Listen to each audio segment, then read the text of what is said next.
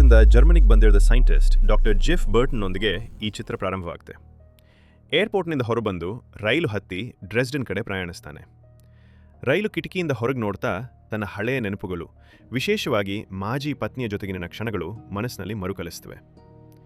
ಮುಂದಿನ ದಿನ ಜಿಫ್ Max Planck institute of molecular cell biology and ಜೆನೆಟಿಕ್ಸ್ಗೆ ಭೇಟಿ ಕೊಡ್ತಾನೆ.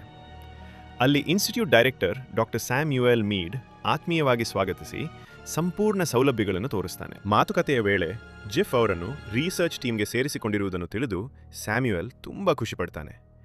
ಅಲ್ಲಿ ಜಿಫ್ ತನ್ನ ಎಂಬ್ರಿಯಾನಿಕ್ ಜೆನೆಟಿಕ್ ರಿಸರ್ಚ್ ಅನ್ನು ಮುಂದುವರಿಸಲು ಬಂದಿದ್ದಾನೆ ಅಂತ ನಮಗೆ ಗೊತ್ತಾಗುತ್ತೆ. ಅಮೆರಿಕದಲ್ಲಿ ಫಂಡಿಂಗ್ ಕುರಿತಾದ ಗಲಾಟೆ ಹಾಗೂ ಒಂದು ವೈಯಕ್ತಿಕ ದುರಂತದ ಕಾರಣದಿಂದ ಜಿಫ್ ಹೊಸ ಜೀವನಕ್ಕಾಗಿ ಡ್ರೆಸ್ಡನ್ ಕಡೆಗೆ ಬಂದಿರುವುದು ಸಹ ಸೂಚನೆಯಾಗಿ ತೋರುತ್ತದೆ.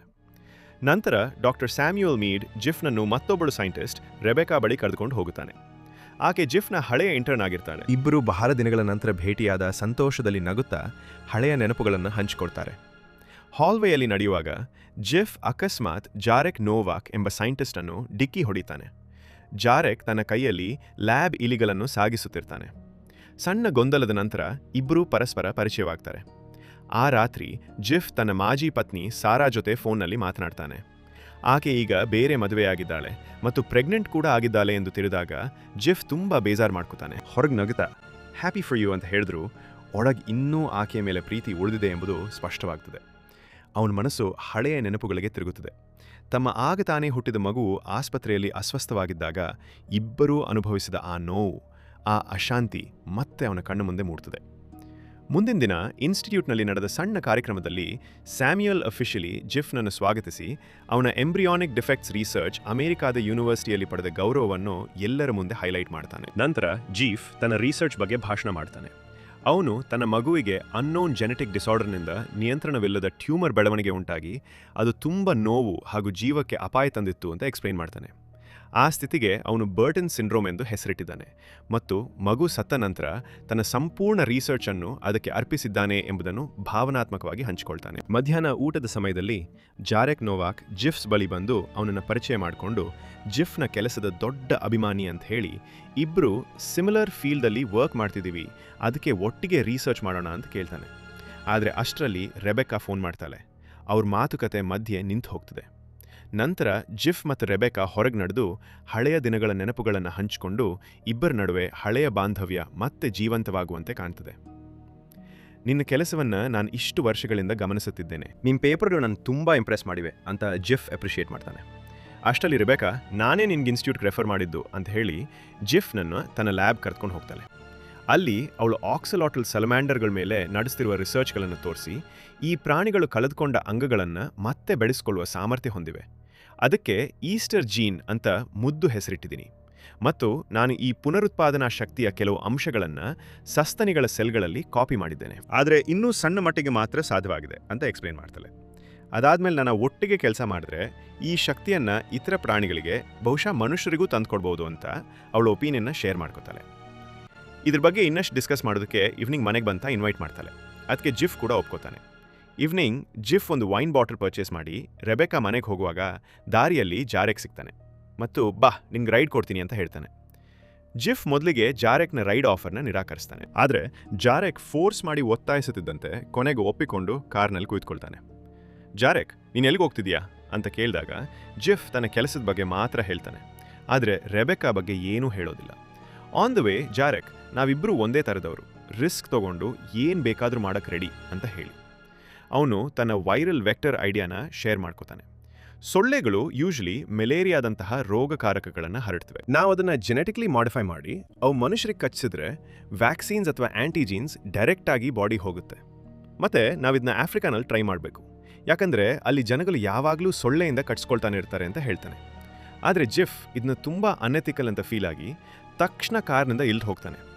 ಹೋಗೋಕೆ ಮುಂಚೆ ಜಾರೆಕ್ ಸ್ಮೈಲ್ ಮಾಡಿಕೊಂಡು ನನ್ನ ಕಡೆಯಿಂದ ರೆಬೆಕಾಗೆ ಹಾಯ್ ಹೇಳ್ಬಿಡು ಅಂತಾನೆ. ನಂತರ ಜಿಫ್ ರೆಬೆಕಾ ಮನೆಗೆ ಬಂತು. ಜಾರೆಕ್ ಏನು ಪ್ರಾಬ್ಲಮ್, ಯಾಕೆ ಹಿಂಗೆ ಬಿಹೇವ್ ಮಾಡ್ತಾನೆ ಅಂತ ಕೇಳಿದಾಗ ರೆಬೆಕಾ ಕೂಲಾಗಿ ನಾನು ಅವನ ಜೊತೆ ಜಾಸ್ತಿ ಮಾತಾಡಲ್ಲ, ನಂಗೆ ಅವನ ಬಗ್ಗೆ ಅಷ್ಟೇನೂ ಗೊತ್ತಿಲ್ಲ ಅಂತ ಹೇಳ್ತಾಳೆ. ಆಮೇಲೆ ಇಬ್ಬರು ಒಟ್ಟಿಗೆ ಒಳ್ಳೆ ಡಿನ್ನರ್ ಮಾಡ್ತಾರೆ. ಆ ಸಮಯದಲ್ಲಿ ರೆಬೆಕಾ ನನ್ನ ರಿಸರ್ಚ್ಗೆ ನೀನು ಕೈ ಜೋಡಿಸ್ಬೇಕು ಅಂತ ಕೇಳ್ತಾಳೆ. ಜೀಫ್ ಕೂಡ ಓಕೆ ಅಂತಾನೆ. ಆದರೆ ಮಾತುಕತೆ ತೀವ್ರವಾಗಿ ಜೀಫ್ನ ಮಗುವಿನ ವಿಷಯ ಬಂದಾಗ ರೆಬೆಕಾ ನಿನ್ನ ಮಗುವಿನ ನೆನಪನ್ನು ರಿಸರ್ಚ್ಗೆ ಆಧಾರವನ್ನಾಗಿ ಮಾಡಿರೋದು ತುಂಬ ಧೈರ್ಯದ ವಿಷಯ ಅಂತ ಹೇಳ್ತಾಳೆ. ಆದರೆ ಜೀಫ್ ಕೋಪ ಮಾಡ್ಕೊಂಡು, ನಾನು 4 ವರ್ಷಗಳಿಂದ ಇದ್ರ ಬಗ್ಗೆ ಏನು ಪಬ್ಲಿಷ್ ಮಾಡಿಲ್ಲ ಆದರೆ ಯೂನಿವರ್ಸಿಟಿ ನನಗೆ ಫಂಡಿಂಗ್ ಕೊಡಲ್ಲ ಅಂತ ಬೆದರಿಸ್ತು. ಅದಕ್ಕೆ ನನಗಿದ್ದಿದ್ದು ಒಂದೇ ಆಪ್ಷನ್ ಅಂದರೆ ನನ್ನ ಮಗುವಿನ ರಿಸರ್ಚ್ ಕೇಸ್ ತೊಗೊಳೋದು. ನನ್ನ ಹತ್ರ ಅದು ಬಿಟ್ಟು ಬೇರೆ ಆಪ್ಷನ್ ಇರಲಿಲ್ಲ ಅಂತ ಹೇಳ್ತಾನೆ. ರೆಬೆಕಾ ಅವನ ಫೀಲಿಂಗ್ಸನ್ನು ಅರ್ಥ ಮಾಡ್ಕೊಳ್ತಾಳೆ. ಆದರೆ ಜೀಫ್ ತುಂಬ ಬೇಸರಗೊಂಡು ಅಲ್ಲಿಂದ ಹೊರಟು ಹೋಗ್ತಾನೆ. ಆ ರಾತ್ರಿ ಜೀಫ್ ಮಲಗಲು ಪ್ರಯತ್ನಿಸ್ತಾನೆ, ಆದರೆ ಅವನ ಮನಸ್ಸು ನಿರಂತರವಾಗಿ ಮಗುವಿನ ಮರಣದ ನೆನಪುಗಳಿಂದ ಕಾಡಲ್ಪಡ್ತದೆ. ನೆಕ್ಸ್ಟ್ ಡೇ ಜೀಫ್ ರೆಬೆಕಾಗೆ ಸಾರಿ ಕೇಳೋಕೆ ಇನ್ಸ್ಟಿಟ್ಯೂಟ್ ಬಂದು ಅವಳ ಲ್ಯಾಬ್ ಡೋರ್ ಕೆಳಗೆ ಒಂದು ಲೆಟರ್ ಇಡೋಕೆ ಟ್ರೈ ಮಾಡ್ತಾನೆ. ಆದರೆ ಅಷ್ಟರಲ್ಲಿ ಒಬ್ಬ ಸೈಂಟಿಸ್ಟ್ ಅವಳ ಲ್ಯಾಬ್ಗೆ ನುಗ್ಗಿ ಏನೋ ಕದ್ಕೊಂಡು ಹೋಗ್ತಿರೋದನ್ನ ನೋಡಿ ಜೀಫ್ ಆ ವ್ಯಕ್ತಿನ ಫಾಲೋ ಮಾಡ್ತಾನೆ. ಕೊನೆಗೆ ಅವನು ಜಾರೆಕ್ನ ಸೀಕ್ರೆಟ್ ಲ್ಯಾಬ್ ತಲುಪಿ ಅಲ್ಲಿ ಹಲವಾರು ಇಲಿಗಳನ್ನು ನೋಡ್ತಾನೆ. ಆ ವ್ಯಕ್ತಿ ಜಾರೆಕ್ನ ಅಸಿಸ್ಟೆಂಟ್ ಆಗಿರ್ತಾನೆ. ಅವನು ಭಯ ಪಟ್ಕೊಂಡು ರೆಬೆಕಾಗಿದ್ದು ಗೊತ್ತಾದರೆ ಏನು ಮಾಡ್ತಾಳೆ ಅಂತ ಕೇಳಿದಾಗ ಜಾರೆಕ್ ನಿರ್ಲಕ್ಷ್ಯದಿಂದ ಅವಳ ಹತ್ರ ಜಾಸ್ತಿ ಸ್ಯಾಂಪಲ್ಸ್ಗಳಿವೆ, ಕೆಲವು ಕಳೆದು ಹೋದರೂ ಅವಳಿಗೆ ಗೊತ್ತಾಗೋದಿಲ್ಲ ಅಂತಾನೆ. ರೆಬೆಕಾ ಲ್ಯಾಬ್ನಿಂದ ಕದ್ದ ಸ್ಯಾಂಪಲ್ಗಳಿಂದ ಜಾರೆಕ್ ತನ್ನದೇ ರಿಸರ್ಚ್ ನಡೆಸ್ತಿದ್ದಾನೆ ಎಂಬುದನ್ನು ಕಂಡು ಜಿಫ್ ಬೆಚ್ಚಿ ಬೀಳ್ತಾನೆ. ಜಾರೆಕ್ ಸಿರಿಂಜ್ಗಳನ್ನು ಬಳಸಿ DNA ಅನ್ನು ಇಲಿಗಳಲ್ಲಿ ಇಂಜೆಕ್ಟ್ ಮಾಡ್ತಾನೆ. ಜಿಫ್ ನೆರಳಿನಲ್ಲಿ ನಿಂತು ಇದನ್ನೆಲ್ಲ ನೋಡ್ತಾನೆ. ಸ್ವಲ್ಪ ಸಮಯದ ನಂತರ ಜಾರೆಕ್ ಮತ್ತು ಅವನ ಅಸಿಸ್ಟೆಂಟ್ ಲ್ಯಾಬ್ನಿಂದ ಹೊರಗೆ ಹೋದಾಗ ಅವಕಾಶವನ್ನು ಬಳಸಿಕೊಂಡು ಜಿಫ್ ನಿಧಾನವಾಗಿ ಒಳಗೆ ನುಗ್ಗಿ ಅಲ್ಲಿ ಫ್ರಿಡ್ಜನ್ನು ತೆರೆದು ರೆಬೆಕಾ ಸೀರಮ್ನ ಒಂದು ಸ್ಯಾಂಪಲ್ ತೆಗೆದುಕೊಳ್ತಾನೆ. ಜೊತೆಗೆ ಒಂದು ಜೆನೆಟಿಕ್ಲಿ ಮಾಡಿಫೈಡ್ ಇಲಿಯನ್ನು ಹಿಡಿದುಕೊಳ್ತಾನೆ. ಆದರೆ ಅವನ ಗಮನ ತಪ್ಪಿದ ಕ್ಷಣದಲ್ಲಿ ಆ ಇಲಿ ಅವನ ಕೈಯನ್ನು ಕಚ್ಚುತ್ತದೆ. ಜಿಫ್ ಅದನ್ನು ಗಂಭೀರವಾಗಿ ಪರಿಗಣಿಸದೆ ಸೀರಮ್ ಮತ್ತು ಇಲಿಯೊಂದಿಗೆ ಲ್ಯಾಬ್ನಿಂದ ಹೊರಬರ್ತಾನೆ. ಹೊರಬರುತ್ತಿರುವಾಗಲೇ ಜಾರೆಕ್ ಮತ್ತು ಅವನ ಅಸಿಸ್ಟೆಂಟ್ ಕೂಡ ಬರ್ತಾರೆ. ಅವರು ಆಶ್ಚರ್ಯದಿಂದ, ಇಷ್ಟು ಲೇಟ್ ನೈಟಲ್ಲಿ ಇಲ್ಲಿ ಏನು ಮಾಡ್ತಿದ್ಯಾ ಅಂತ ಕೇಳಿದಾಗ ಜಿಫ್ ಕೂಲಾಗಿ, ಕೆಲಸ ಇತ್ತು ಅದನ್ನೇ ನೋಡ್ತಿದ್ದೆ ಅಂತ ಹೇಳಿ ಹೊರಟು ಹೋಗ್ತಾನೆ. ನಂತರ ಜಿಫ್ ತಕ್ಷಣ ತನ್ನ ಅಪಾರ್ಟ್ಮೆಂಟ್ಗೆ ಬಂದು ಅಲ್ಲಿ ಸೀರಮನ್ನು ಫ್ರಿಡ್ಜ್ನಲ್ಲಿಟ್ಟು ಇಲಿಯನ್ನು ಗಮನಿಸ್ತಾನೆ. ಇದು ಅವನ ಮನಸ್ಸಿನಲ್ಲಿ ತನ್ನ ಮಗು ತೀವ್ರ ಅಸ್ವಸ್ಥವಾಗಿದ್ದಾಗ ಸಾರಾ ತಾಳ್ಮೆ ಕಳೆದುಕೊಂಡು ಹೋರಾಡುತ್ತಿದ್ದ ಹಳೆಯ ಕ್ಷಣಗಳ ನೆನಪುಗಳನ್ನು ಮರುಕಳಿಸುತ್ತದೆ. ಅಂತಿಮವಾಗಿ ಮಗುವಿನ ಮರಣದ ನಂತರ ಜಿಫ್ ಸಂಪೂರ್ಣವಾಗಿ ತನ್ನ ರಿಸರ್ಚ್ನಲ್ಲಿ ಮುಳುಗಿಬಿಟ್ಟಿದ್ದನು. ಇದೇ ಕಾರಣದಿಂದ ಅವರ ದಾಂಪತ್ಯದಲ್ಲಿ ದೊಡ್ಡ ಅಂತರ ಉಂಟಾಗಿ ಸಾರಾ ಅವನನ್ನು ಬಿಟ್ಟು ಹೋದಳು. ಪ್ರಸ್ತುತದಲ್ಲಿ ಜಿಫ್ ತನ್ನ ಅಪಾರ್ಟ್ಮೆಂಟ್ನಲ್ಲಿ ಇಲಿಯನ್ನು ಗಮನಿಸುತ್ತಾನೆ, ಆದರೆ ಜಾರೆಕ್ ಏನು ಮಾಡಿದ್ದಾನೆ ಎಂಬುದನ್ನು ಅವನು ಅರ್ಥ ಮಾಡಿಕೊಳ್ಳಲು ಸಾಧ್ಯವಾಗುವುದಿಲ್ಲ. ಇಲಿ ಅವನ ಕೈಯಿಂದ ತಪ್ಪಿಸಿಕೊಂಡು ಓಡುತ್ತದೆ. ಅದನ್ನು ಹಿಡಿಯಲು ಪ್ರಯತ್ನಿಸುವಾಗ ಜೀಫ್ ಬೈ ಮಿಸ್ ಆಗಿ ಒಂದು ಕ್ಯಾನ್ನಿಂದ ಅದರ ಬಾಲವನ್ನು ಕತ್ತರಿಸ್ತಾನೆ. ಇಲ್ಲಿಗೆ ತುಂಬ ರಕ್ತ ಬರ್ತದೆ. ಮುಂದಿನ ಬೆಳಗ್ಗೆ ಜೀಫ್ ಇನ್ಸ್ಟಿಟ್ಯೂಟ್ಗೆ ಬಂದಾಗ ಅವನು ಜಾರೆಕ್ ಮತ್ತು ಸ್ಯಾಮ್ಯುಯಲ್ ಒಟ್ಟಿಗೆ ಮಾತನಾಡ್ತಿರೋದನ್ನು ನೋಡ್ತಾನೆ. ಆಮೇಲೆ ಸ್ಯಾಮ್ಯುಯಲ್ ಈಸ್ಟರ್ ಜೀನ್ ಕಂಡುಹಿಡಿದದ್ದು ರೆಬೆಕಾ ಮತ್ತು ಜಾರೆಕ್ ಇಬ್ಬರಿಗೂ ಸೇರಿದೆ. ಇದು ನಮ್ಮ ಜನರೇಷನ್ನ ಮಹತ್ವದ ರಿಸರ್ಚ್, ನೀನು ಇವ್ರ ಜೊತೆ ಕೆಲಸ ಮಾಡಬೇಕು ಅಂತ ಹೇಳ್ತಾನೆ. ಜೀಫ್ಗೆ ಇದು ಇಷ್ಟ ಆಗೋದಿಲ್ಲ. ನಂತರ ಅವನು ಸ್ಯಾಮ್ಯುಯಲ್ ಜೊತೆ ಪ್ರೈವೇಟ್ ಆಗಿ ಮಾತಾಡ್ತಾ, ನನಗೆ ಜಾರೆಕ್ ಮೇಲೆ ನಂಬಿಕೆ ಇಲ್ಲ ಅಂತ ಹೇಳ್ತಾನೆ. ಆದರೆ ಸ್ಯಾಮ್ಯುಯಲ್ ಕೂಲಾಗಿ, ಅವನು ಬಹಳ ಬುದ್ಧಿವಂತ, ನೀನು ಈಗೋ ಬಿಟ್ಟು ಅವನ ಜೊತೆ ಒಟ್ಟಿಗೆ ಕೆಲಸ ಮಾಡು ಅಂತಾನೆ. ನಂತರ ಜಿಫ್ ರೆಬೆಕಾ ಹತ್ರ ಹೋಗಿ ಮತ್ತೆ ಜಾರೆಕ್ ಬಗ್ಗೆ ಕೇಳ್ತಾನೆ. ಅವಳು ಮತ್ತೆ ನಾನು ಅವನ ಜೊತೆ ಹೆಚ್ಚು ಮಾತಾಡೋದಿಲ್ಲ ಅಂತಾನೆ. ಮತ್ತೆ ಜಿಫ್ ರೆಬೆಕಾಗ್ ನೇರವಾಗಿ, ನೀವು ಮತ್ತು ಜಾರೆಕ್ ಯಾವಾಗಲಾದರೂ ಫಿಸಿಕಲ್ ರಿಲೇಷನ್ಶಿಪ್ನಲ್ಲಿ ಇದ್ರಾ ಅಂತ ಕೇಳ್ತಾನೆ. ಅವಳು ಸ್ಪಷ್ಟವಾಗಿ ಮತ್ತೆ ಇಲ್ಲ ಅಂತಾರೆ. ಅವಾಗ ಅವನು ಈಸ್ಟರ್ ಜೀನ್ ಕಂಡುಹಿಡಿದದ್ದು ರೆಬೆಕಾ ಮತ್ತು ಜಾರೆಕ್ ಅಂತ ಸ್ಯಾಮ್ಯುಯಲ್ ಹೇಳಿದ ಮಾತನ್ನ ಮತ್ತೆ ನೆನಪಿಸ್ತಾನೆ. ಅವಾಗ ರೆಬೆಕಾ ಕೊನೆಗೂ ನಿಜ ಬಾಯ್ಬಿಡ್ತಾರೆ. ಸ್ಟಾರ್ಟಿಂಗ್ ಬಂದಾಗ ಇಬ್ಬರು ಒಟ್ಟಿಗೆ ಕೆಲಸ ಮಾಡ್ತಿದ್ವಿ, ಆದರೆ ಅವ್ನು ಕೆಲಸ ಮಾಡೋ ರೀತಿ ನನಗೆ ಇಷ್ಟ ಆಗಿಲ್ಲ. ಪ್ರಾಜೆಕ್ಟ್ಗೆ ಅವನೊಬ್ಬನೇ ಓನರ್ ಅನ್ನೋ ಥರ ಬಿಹೇವ್ ಮಾಡ್ತಿದ್ದ. ಕೊನೆಗೆ ಇವನ ಹತ್ರ ಕೆಲಸ ಮಾಡೋದಕ್ಕೆ ಆಗಲ್ಲ ಅಂತ ಗೊತ್ತಾಗಿ ರಿಸೈನ್ ಮಾಡ್ಬೇಕು ಅಂದ್ಕೊಂಡೆ. ಅಷ್ಟರಲ್ಲಿ ಸ್ಯಾಮ್ಯುಯಲ್ ನನಗೆ ಒಬ್ಬಳೇ ಕೆಲಸ ಮಾಡಲು ಅವಕಾಶ ನೀಡ್ದ ಅಂತ ಹೇಳ್ತಾಳೆ. ಈ ಕತೆ ಕೇಳಿದ ಮೇಲೆ ಜಿಫ್ ಅವಳ ಲ್ಯಾಬ್ನಿಂದ ಜಾರೆಕ್ ಕದ್ದಿದ್ದ ಸೀರಮ್ ಸ್ಯಾಂಪಲ್ ಅಂತ ತೋರಿಸಿ ಅವನು ಇದನ್ನು ಇಲಿಯ ಮೇಲೆ ಇಂಜೆಕ್ಟ್ ಮಾಡ್ದಾನೆ ಅಂತ ಹೇಳ್ತಾನೆ. ಆಮೇಲೆ ಅವ್ನು ಸ್ಯಾಮ್ಯುಯಲ್ ಹತ್ರ ಕಂಪ್ಲೇಂಟ್ ಕೊಡೋಣ ಅಂತ ಹೇಳಿದಾಗ ರೆಬೆಕಾ ಕೂಲಾಗಿ, ನಾನು ಇದನ್ನು ನಂದೇ ರೀತಿಯಲ್ಲಿ ಹ್ಯಾಂಡಲ್ ಮಾಡ್ತೇನೆ ಅಂತ ಹೇಳ್ತಾರೆ. ಇದು ಜಿಫ್ಗೆ ಅಚ್ಚರಿ ಆಗುತ್ತೆ.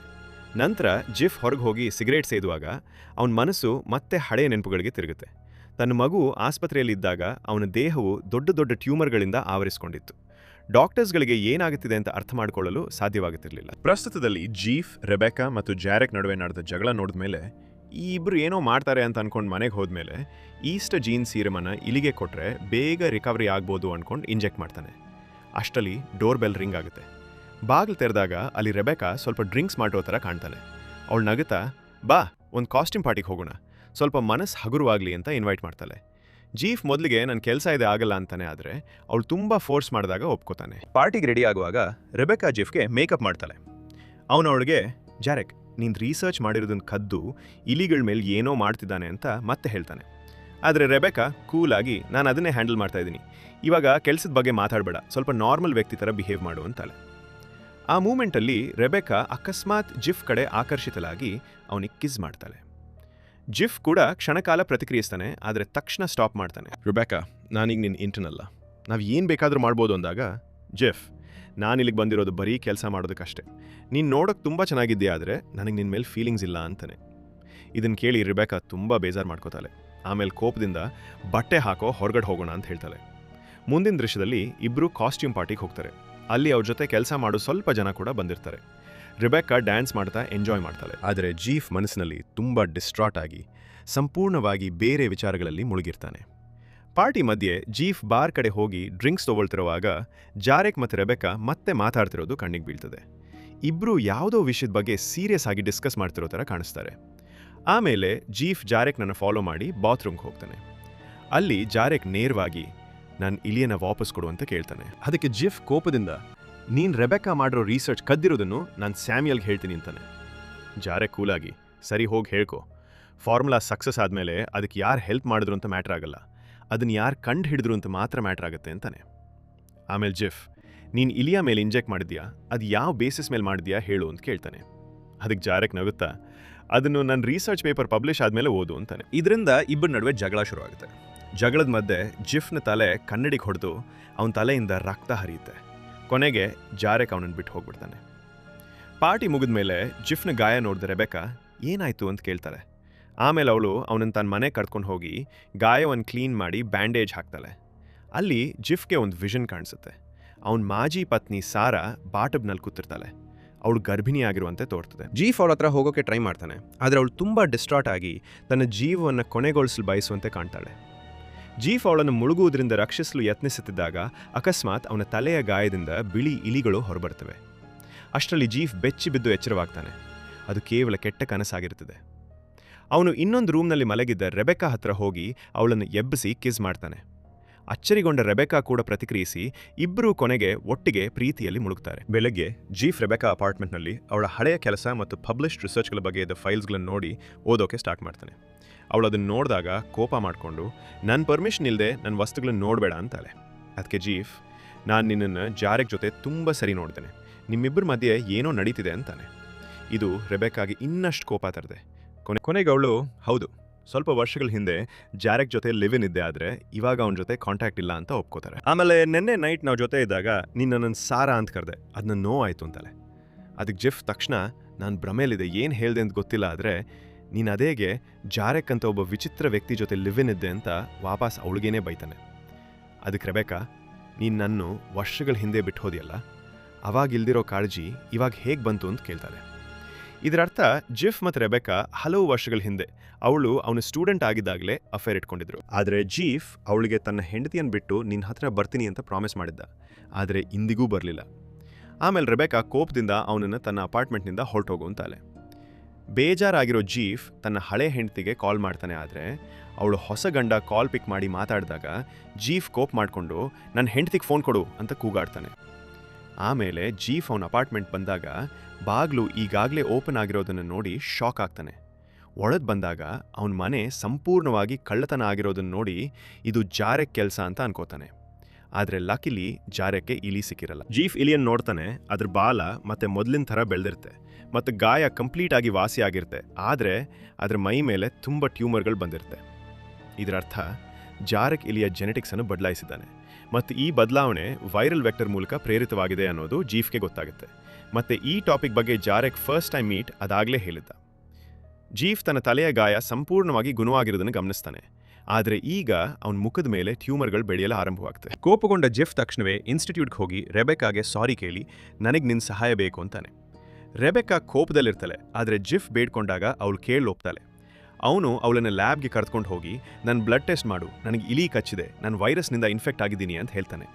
ರೆಬೆಕಾ ತಕ್ಷಣ ಲ್ಯಾಬ್ನಲ್ಲಿರುವ ಇಲಿಗಳು ಪ್ಯಾಥೋಜನ್ ಫ್ರೀ, ಇನ್ಫೆಕ್ಟ್ ಆಗೋಕೆ ಚಾನ್ಸೇ ಇಲ್ಲ ಅಂತಾಳೆ. ಆದರೆ ಜೀಫ್ ನನ್ನನ್ನು ನಂಬು, ನನಗೆ ಇನ್ಫೆಕ್ಟ್ ಆಗಿದೆ ಅಂತ ಬೇಡ್ಕೋತಾನೆ. ಆಮೇಲೆ ಕೋಪದಿಂದ ನೇರವಾಗಿ ಜಾರೆಕ್ ಹತ್ರ ಹೋಗಿ ನೀನು ನನಗೆ ಇನ್ಫೆಕ್ಟ್ ಮಾಡಿದ್ಯಾ ಅಂತ ಹೇಳಿ ಅವನ ಜೊತೆ ಜಗಳ ಆಡ್ತಾನೆ. ಇಬ್ಬರು ಗಲಾಟೆ ಹೆಚ್ಚಿದಾಗ ರೆಬೆಕಾ ತಕ್ಷಣ ಸ್ಯಾಮ್ಯುಯಲ್ನ ಕರೆಸ್ತಾಳೆ.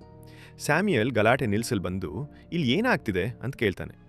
ಜೀಫ್ ತಕ್ಷಣ ಜಾರೆಕ್ ನನಗೆ ವೈರಸ್ ಇನ್ಫೆಕ್ಟ್ ಮಾಡ್ದಾನೆ ಅಂತಾನೆ. ಆದರೆ ಜಾರೆಕ್ ನಾನು ಏನು ಮಾಡಿಲ್ಲ, ಎಲ್ಲವನ್ನೂ ಇವನೇ ಮಾಡ್ಕೊಂಡಿದ್ದು ಅಂತಾನೆ. ಅವಾಗ ಜೀಫ್ ಇನ್ನಷ್ಟು ಕೋಪ ಮಾಡಿಕೊಂಡು ನೀವೆಲ್ಲ ಪ್ಲ್ಯಾನ್ ಮಾಡಿ ನನ್ನ ಲ್ಯಾಬ್ ಕರ್ಕೊಂಡು ಬಂದು ವೈರಸ್ ಇಂಜೆಕ್ಟ್ ಮಾಡಿದ್ದೀರಾ ಅಂತಾನೆ. ಅಷ್ಟರಲ್ಲಿ ಜಾರೆಕ್ ಜೀಫ್ನ ತಲೆಗಾಯ ಪೂರ್ತಿ ವಾಸಿ ಆಗ್ತಿರೋದನ್ನು ನೋಡಿ ಖುಷಿಯಾಗಿ, ಇದು ಈಸ್ಟರ್ ಜೀನ್ ಮಾನವರ ಮೇಲೆ ಕೆಲಸ ಮಾಡ್ತಿದೆ ಎಂಬುದಕ್ಕೆ ಸಾಕ್ಷಿ ಅಂತಾನೆ. ಆದರೆ ಜೀಫ್ ಇನ್ನಷ್ಟು ಪ್ಯಾರನಾಯ್ಡ್ ಆಗಿ, ರೆಬೆಕಾ, ಸ್ಯಾಮ್ಯುಯಲ್ ಎಲ್ಲರೂ ನನ್ನ ವಿರುದ್ಧ ಪ್ಲ್ಯಾನ್ ಮಾಡಿ ನನ್ನನ್ನು ಟೆಸ್ಟ್ ಸಬ್ಜೆಕ್ಟ್ ಆಗಿ ಬಳಸ್ತಿದ್ದಾರೆ ಅಂತ ಅನ್ಕೋತಾನೆ. ಜಾರೆಕ್ ಹೆಮ್ಮೆಯಿಂದ, ಇದು ನಮ್ಮ ಪೀಳಿಗೆಯ ಮಹತ್ವದ ಆವಿಷ್ಕಾರ ಅಂತ ಖುಷಿಲಿರ್ತಾನೆ. ಆದರೆ ಜೀಫ್ ಕ್ಯೂರ್ ಕಂಡುಹಿಡಿದಿರೋದು ಆವಿಷ್ಕಾರ ಅಲ್ಲ. ಗುಣಮುಖವಾಗುವ ಪ್ರಕ್ರಿಯೆ ವೇಗವಾಗಿದ್ದರೆ ಟ್ಯೂಮರ್ಗಳ ಬೆಳವಣಿಗೆಯೂ ವೇಗವಾಗುತ್ತದೆ. ನಾನು ಬೇಗ ಸಾಯಬಹುದು ಅಂತ ಹೇಳ್ತಾನೆ. ಸ್ಯಾಮ್ಯುಯಲ್ಗೆ ವೈರಸ್ ರಕ್ತದ ಮೂಲಕ ಹರಡಬಹುದು ಅಂತ ಗೊತ್ತಾದಾಗ ಅವನು ಭಯಗೊಂಡು ಜೀಫ್ನನ್ನು ಲ್ಯಾಬ್ ಒಳಗೆ ಲಾಕ್ ಮಾಡ್ತಾನೆ. ರೆಬೆಕ್ಕಾ ಅವನಿಗೆ ಹೆಲ್ಪ್ ಮಾಡೋಕ್ಕೆ ಟ್ರೈ ಮಾಡ್ತಾಳೆ, ಆದರೆ ಇತರರು ಅವಳನ್ನು ಹಿಡಿದು ತಡೀತಾರೆ. ಆದರೆ ಜೀಫ್ ಲ್ಯಾಬ್ನಿಂದ ಹೇಗೋ ತಪ್ಪಿಸ್ಕೊಂಡು ಬಂದು ಓಡ್ ಹೋಗ್ತಾನೆ. ಅವನನ್ನು ಫಾಲೋ ಮಾಡಿ ಬಂದ ರೆಬೆಕ್ಕಾ ನನ್ನ ಜೊತೆ ಬಾ ಅಂತ ಬೇಡ್ಕೊಳ್ತಾಳೆ. ಆದರೆ ಜೀಫ್ ಬರಲ್ಲ ಅಂತಾನೆ. ಆಗ ರೆಬೆಕ್ಕಾ ಒಂದು ಶಾಕಿಂಗ್ ಟ್ರೂತ್ನ ರಿವೀಲ್ ಮಾಡ್ತಾಳೆ. ನಿನ್ನ ಮಗುನ ಬಗ್ಗೆ ಗೊತ್ತಾದಾಗ ನಾನು ಟಿಶ್ಯೂ ಸ್ಯಾಂಪಲ್ಸ್ ಕೇಳ್ಕೊಂಡಿದ್ದೆ. ಅದನ್ನು ಬಳಸಿ ನಾನು ಈಸ್ಟರ್ ಜೀನ್ನ ಒರಿಜಿನಲ್ ಸೀಕ್ವೆನ್ಸ್ ರೆಡಿ ಮಾಡಿದ್ದೆ. ನಾನು ಇನ್ನೂ ನಿನ್ನ ಪ್ರೀತಿಸ್ತಾ ಇದ್ದೆ, ಅದಕ್ಕೋಸ್ಕರ ನಿನ್ನ ರಿಸರ್ಚ್ಗೆ ಹೆಲ್ಪ್ ಮಾಡಬೇಕು ಅಂದ್ಕೊಂಡಿದ್ದೆ ಅಂತಾಳೆ. ಆದರೆ ವಿಪರ್ಯಾಸವಂದರೆ ಈಗ ಜೀಫ್ಗೆ ತನ್ನ ಮಗುನ ಕೊಂದ ಬರ್ಟನ್ ಸಿಂಡ್ರೋಮ್ ತಗಲಿದೆ. ಅವನ ದೇಹದಲ್ಲಿ ಆಕ್ಸಲರೇಟೆಡ್ ರೀಜನರೇಷನ್ ಮತ್ತು ಅನ್ಕಂಟ್ರೋಲ್ಡ್ ಟ್ಯೂಮರ್ ಗ್ರೋತ್ ಒಂದೇ ನಾಣ್ಯದ ಎರಡು ಮುಖಗಳಂತೆ ಕಾಣಿಸ್ತವೆ. ರೆಬೆಕ್ಕಾ ಹೇಳಿದ ಸತ್ಯವನ್ನು ಕೇಳಿದ ಜೆಫ್, ನೀನು ನನಗೆ ನಂಬಿಕೆ ದ್ರೋಹ ಮಾಡಿದ್ಯಾ ಅಂತ ಹೇಳಿ ಅಸಹಜ ಸ್ಥಿತಿಯಲ್ಲಿ ಅಸ್ತವ್ಯಸ್ತವಾಗಿ ಓಡ್ ಹೋಗ್ತಾನೆ. ಅವನ ಆರೋಗ್ಯ ಇನ್ನಷ್ಟು ಹದಗೆಡ್ತದೆ. ನಗರದಲ್ಲಿ ಎಲ್ಲೆಡೆ ಓಡಾಡ್ತಾ ವಾಂತಿ ಮಾಡ್ತಾನೆ ಮತ್ತು ಅವನ ದೇಹದ ಮೇಲೆ ಇನ್ನಷ್ಟು ಟ್ಯೂಮರ್ಗಳು ಬೆಳೆಯುತ್ತವೆ. ಅವನ ಮನಸ್ಸು ಮತ್ತೆ ಹಳೆಯ ನೆನಪುಗಳಿಗೆ ತಿರುಗುತ್ತದೆ. ಆಸ್ಪತ್ರೆಯಲ್ಲಿ ತನ್ನ ಮಗುವಿನೊಂದಿಗೆ ಕಳೆದ ಕ್ಷಣಗಳು, ಅವನ ದೇಹವನ್ನು ಆವರಿಸಿದ್ದ ಟ್ಯೂಮರ್ಗಳು ಮತ್ತು ಅವನು ಅನುಭವಿಸಿದ್ದ ನೋವು ಎಲ್ಲವೂ ಕಣ್ಮುಂದೆ ಬಂದು ಹೋಗುತ್ತದೆ. ಸಂಜೆಯ ವೇಳೆಗೆ ಜೆಫ್ ತುಂಬ ದುರ್ಬಲನಾಗ್ತಾನೆ. ಕೊನೆಗೆ ಒಬ್ಬ ಹೋಮ್ಲೆಸ್ ವ್ಯಕ್ತಿ ಜೊತೆ ಆಡಿಕೊಳ್ತಾನೆ. ಅವನಿಗೆ ತನ್ನ ಅಂತ್ಯ ಹತ್ತಿರವಾಗಿದೆ ಅಂತ ಫೀಲ್ ಆಗುತ್ತೆ. ಅವನು ತನ್ನ ಹೆಂಡತಿಗೆ ಕಾಲ್ ಮಾಡಿ ಸಾರಿ ಕೇಳ್ತಾನೆ, ಆದರೆ ಅದು ಕೇವಲ ವಾಯ್ಸ್ ಮೇಲ್ಗೆ ಹೋಗುತ್ತದೆ. ಅವನು ತನ್ನ ಫೋನನ್ನು ಸುಟ್ಟು ಹಾಕಿ ತನ್ನ ನೋವನ್ನು ಕೊನೆಗೊಳಿಸಲು ಹ್ಯಾಂಡ್ ರಿಸ್ಟನ್ನು ಕತ್ತರಿಸುತ್ತಾನೆ. ಆದರೆ ಮುಂದಿನ ದೃಶ್ಯದಲ್ಲಿ ಜೆಫ್ ಆಸ್ಪತ್ರೆಯ ಹಾಸಿಗೆಯಲ್ಲಿ ಎಚ್ಚರವಾಗ್ತಾನೆ. ಅವನ ದೇಹ ಮತ್ತೆ ಸಾಮಾನ್ಯ ಸ್ಥಿತಿಗೆ ಮರಳಿದೆ ಮತ್ತು ಅವನು ಸಂಪೂರ್ಣವಾಗಿ ಗುಣಮುಖವಾಗಿರುವುದನ್ನು ಕಂಡು ಶಾಕ್ ಆಗ್ತಾನೆ. ಆಮೇಲೆ ಸ್ಯಾಮ್ಯುಯಲ್ ಬಂದು, ನೀನೀಗ ಸಂಪೂರ್ಣ ಆರೋಗ್ಯವಾಗಿದ್ಯಾ, ಇದು ವೈದ್ಯಕೀಯ ಕ್ಷೇತ್ರದಲ್ಲಿ ಒಂದು ಅದ್ಭುತ ಅಂತ ಹೇಳ್ತಾನೆ. ಜೆಫ್ ಅವಳೆಲ್ಲಿ ಅಂತ ಕೇಳ್ತಾನೆ. ಸ್ಯಾಮ್ಯುಯಲ್ ದೂರದಲ್ಲಿ ನಿಂತಿರೋ ರೆಬೆಕಾಲನ್ನು ತೋರಿಸ್ತಾನೆ. ಆದರೆ ಜೆಫ್ ನಾನು ಕೇಳಿದ್ದು ನನ್ನ ಹೆಂಡತಿ ಸಾರಾ ಬಗ್ಗೆ ಅಂತ ಸ್ಪಷ್ಟಪಡಿಸ್ತಾನೆ. ನಂತರ ರೆಬೆಕ್ಕಾ ಅವನ ಹತ್ತಿರ ಬಂದು, ಬರ್ಟನ್ ಸಿಂಡ್ರೋಮ್ ಒಂದು ಎಂಡೋಜಿನಸ್ ರೆಟ್ರೋವೈರಸ್ ಕಾರಣದಿಂದ ಉಂಟಾಗ್ತದೆ. ಇದು ಎಲ್ಲ ಮಾನವಲ್ಲಿಯೂ ಇದೆ, ಆದರೆ ನಿನ್ನಲ್ಲಿ ಮತ್ತು ನಿನ್ನ ಮಗುವಿನಲ್ಲಿ ಸ್ವಲ್ಪ ಮ್ಯೂಟೇಷನ್ ಆಗಿ ಅದು ಆಕ್ಟಿವ್ ಆಯಿತು. ನೀನು ಸೈಡ್ ಎಫೆಕ್ಟ್ಸ್ಗಳನ್ನು ತಡೆದುಕೊಂಡು ಬದುಕಿದ್ಯಾ, ಈಗ ಟ್ಯೂಮರ್ಸ್ಗಳು ಗುಣವಾಗಿವೆ ಅಂತ ವಿವರಿಸ್ತಾಳೆ. ಆದರೆ ಅವಳಿಗೆ ಬರೋ ಡೌಟ್ ಏನಂದರೆ, ನೀನೇ ಬದುಕಿದ್ಯಾ, ಆದರೆ ನಿನ್ನ ಮಗು ಯಾಕೆ ಬದುಕಲಿಲ್ಲ ಅಂತ. ಇದು ಅವಳನ್ನು ಗೊಂದಲಕ್ಕೊಳಗಾಗುವಂತೆ ಮಾಡುತ್ತೆ. ಆವಾಗ ಜೆಫ್ ತನ್ನ ಮಗುವನ್ನು ದಿಂಬಿನಿಂದ ಮುಚ್ಚಿ ಕೊಂದಿದ್ದಾನೆ ಅನ್ನೋ ನಿಜ ನಮ್ಗೆ ಗೊತ್ತಾಗುತ್ತೆ. ಯಾಕಂದರೆ ಅವನಿಗೆ ಮಗುವಿನ ನೋವನ್ನು ನೋಡೋದು ಸಾಧ್ಯವಾಗಲಿಲ್ಲ. ಅದಲ್ಲದೆ ಗುಣವಾಗ್ಲೂ ಯಾವುದೇ ಕ್ಯೂರ್ ಇಲ್ಲ ಅಂತ ಅವನು ಅಂದ್ಕೊಂಡಿದ್ದ. ಅದಕ್ಕೋಸ್ಕರ ಅವನೇ ಅವನ ಮಗುವನ್ನು ಕೊಂದಿದ್ದ. ಕೊನೆಯ ಸೀನಲ್ಲಿ ಜೆಫ್ ನನಗೆ ನನ್ನ ಮಗ ಹೇಗೆ ಸತ್ನೆ ಅಂತ ಗೊತ್ತಿಲ್ಲ ಅಂತ ಹೇಳ್ತಾನೆ.